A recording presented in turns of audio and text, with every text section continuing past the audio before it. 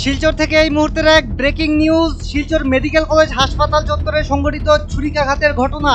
এক অটো চালককে ছুরিকাঘাত করে অ্যাম্বুলেন্স চালক। হাসপাতালের এন্ট্রান্সের সম্মুখে সংঘটিত এই চাঞ্চল্যকর ঘটনা। ইতিমধ্যে অ্যাম্বুলেন্স চালককে গ্রেফতার করেছে পুলিশ। তবে প্রকাশ্য দিবালোকে ছুরিকাঘাতের ঘটনা নিয়ে মেডিকেল কলেজ হাসপাতালের সুরক্ষা ব্যবস্থা নিয়ে উঠেছে নানান প্রশ্ন।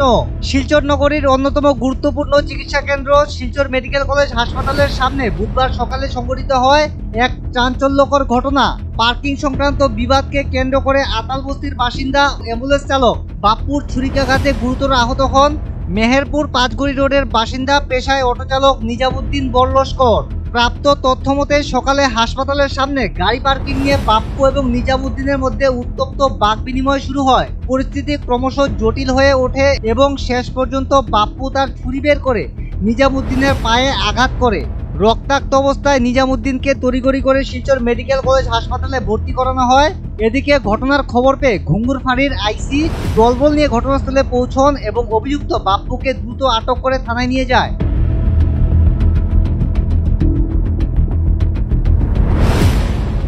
পুলিশের পক্ষ থেকে জানানো হয়েছে ঘটনার পূর্ণাঙ্গ তদন্ত চালানো হচ্ছে এবং দোষীর বিরুদ্ধে নেওয়া হবে কঠোর আইনি ব্যবস্থা।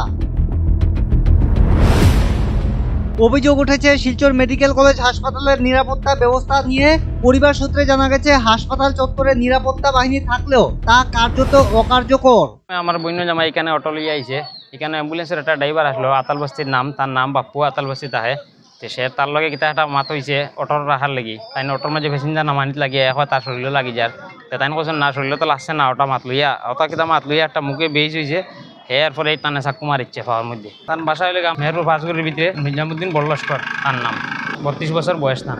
প্রশ্ন উঠছে কিভাবে একজন ব্যক্তি প্রকাশ্যে ছুরি নিয়ে হাসপাতালের ভেতর চলাফেরা করতে পারে। সাধারণ মানুষের দাবি হাসপাতালের নিরাপত্তা ব্যবস্থা জোরদার করা হোক, যাতে ভবিষ্যতে এ ধরনের দুর্ভাগ্যজনক ঘটনা পুনরাবৃত্তি না ঘটে। আতালবস্তি তার বাসায় পাওয়ার মধ্যে চাকু মারিচ্ছে। এরকম যে মেডিকেলের ভিতরে এরকম চাকু লিয়ে ঘুরেন হাইলান দেবো কত মানুষ আইন, তারা যিনি কেন যিনি এরকম করে গুন্ডারা চালায় আতালবস্তির হইয়া, তো এটা ভবিষ্যতে বহুত অসুবিধা হয়ে যাব আরো মানুষের লেগে।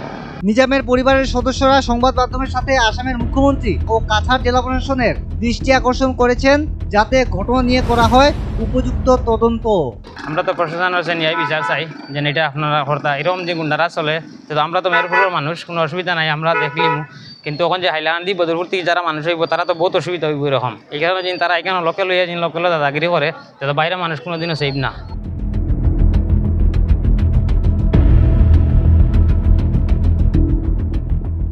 Bureau report, north east update.